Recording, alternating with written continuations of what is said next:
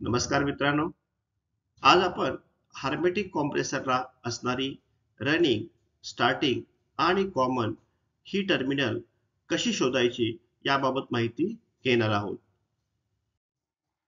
प्रथम या ठिकाणी आपण टेस्टिंगसाठी लागणारे टूल्स संदर्भात माहिती घेऊ. यामध्ये आवश्यक टूल्समध्ये लाईन टेस्टर, त्यानंतर स्क्रूड्रायव्हर, कॉम्बिनेशन प्लायर, त्याचबरोबर डिजिटल मल्टीमीटर किंवा क्लॅम्प ऑन मीटरचा वापर करावा लागणार आहे. Step second, check continuity between terminal to terminal.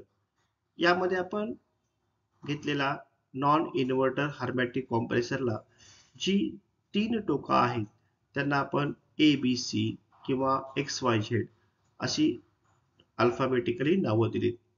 त्यानंतर डिजिटल क्लॅम्प ऑन मीटर किंवा डिजिटल मल्टीमीटर घेऊन त्यावर सिलेक्टर स्विच हा बझर रेंजला सेट केला.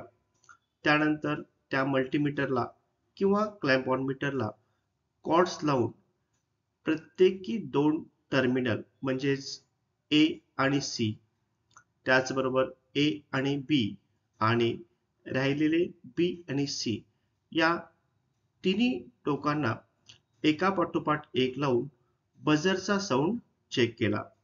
जर त्या 2 टोकामध्ये कंटिन्युटी असेल तर आपल्याला त्या ठिकाणी बीप मिळेल. जर कंटिन्युटी मिळाली नाही किंवा मिळत नसेल तर त्या ठिकाणी बीप येणार नाहीये.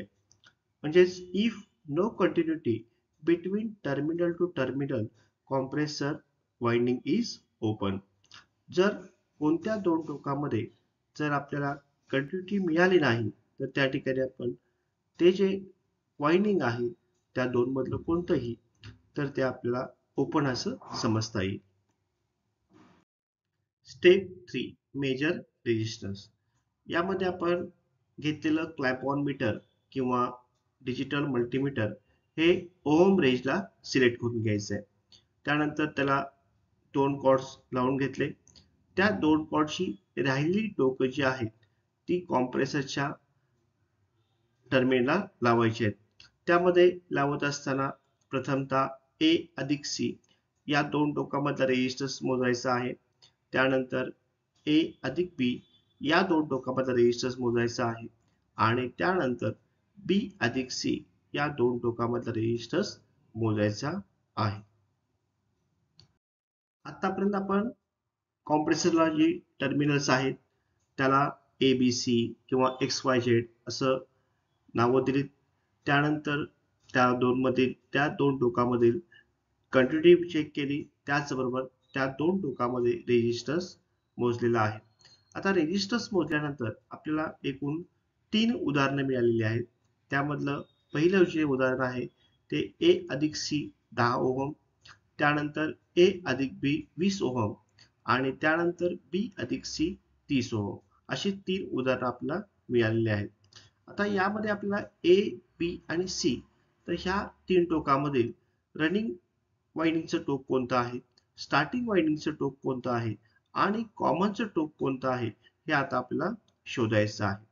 आता हे शोधत असताना प्रथमतः आपण ह्या 3 उदाहरणामध्ये म्हणजे ए अधिक बी 10 ओहम, ए अधिक बी 20 ओहम आणि बी अधिक सी 30 ओहम तर या 3 उदाहरणामध्ये सर्वात जास्त रेजिस्टन्स ज्या उदाहरणाचा आहे त्याच्यामध्ये एक टोक रनिंग वाइंडिंगचं असणार आहे आणि एक टोक स्टार्टिंग वाइंडिंगचं असणार आहे.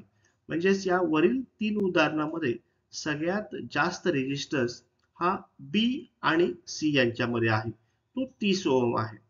म्हणजेच राहिलेलं जे ए टोक आहे तर हे ए टोक आपल्याला कॉमन असं आपल्याला म्हणता येईल किंवा ते कॉमनचं असणार आहे. म्हणजेच highest resistance in between B and C 30 ohm, so A terminal is common. आता A terminal हे कॉमन काढल्यानंतर पुन्हा आपण राहिलेलं B आणि C या 2 टोकामध्ये रनिंग कोणतं आहे आणि स्टार्टिंग कोणतं आहे हे पाहणार आहोत. आता या 3 उदाहरणामध्ये ज्या उदाहरणामध्ये A कॉमन आहे अशी 2 उदाहरणं आपण पुन्हा घेतलीत. त्यामध्ये ए अधिक C 10 ओहम आहे आणि A अधिक B 20 ओहम आहे.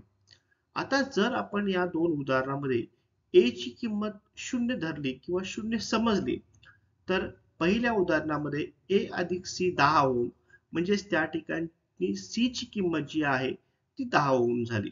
आणि दुसऱ्या उदाहरणामध्ये A अधिक B 20 ओहम आहे म्हणजेच त्या ठिकाणी B ची किंमत किती झाली? 20 ओहम झाली. म्हणजेच C जे आहे त्याची किंमत 10 ओहम आहे आणि B ची किंमत झाली 20 ओहम. तर जनरली सगळ्यात जास्त रेझिस्टन्स जो आहे तो स्टार्टिंग वाइंडिंगचा असतो. म्हणजे या दोन उदाहरणामध्ये B हे 20 ओहम असल्यामुळे B हे जे टोक आहे ते स्टार्टिंगचं टोक असणार आहे आणि राहिलेलं C जे टोक आहे ते रनिंगचं टोक आहे.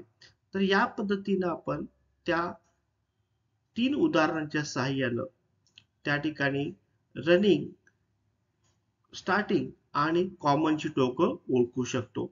यामध्ये सगळ्यात महत्त्वाचं म्हणजे starting winding resistance is higher than running winding, की स्टार्टिंग वाइंडिंगचा रेझिस्टन्स हा नेहमी रनिंग वाइंडिंग पेक्षा जास्त असतो.